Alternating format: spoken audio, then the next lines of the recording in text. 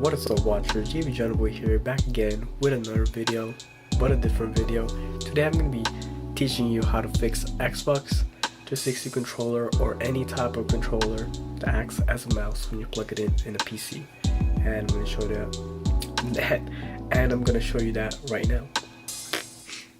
So the first thing that you want to do is you want to have Steam installed, and to do that, search up Steam.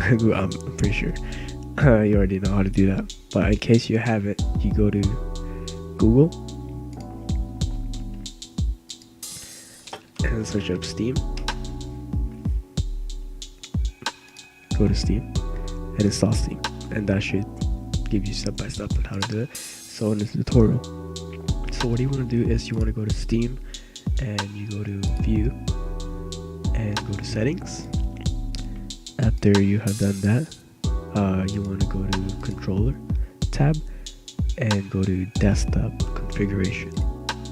Once you have clicked that, you will be taken to another window, and as you can see, all of this are functions of the controller. So in the right stick, it is set to joystick mouse. So what you want to do is you want to go to Browse, and you want to go Disable.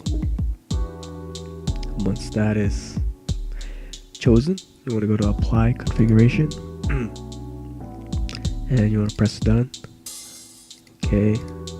So as you can see, my mouse is right there, and I'm moving the stick and everything, and it's not moving. So that is it for the tutorial today. I hope you find that helpful and it fixes your problems when it comes to controller.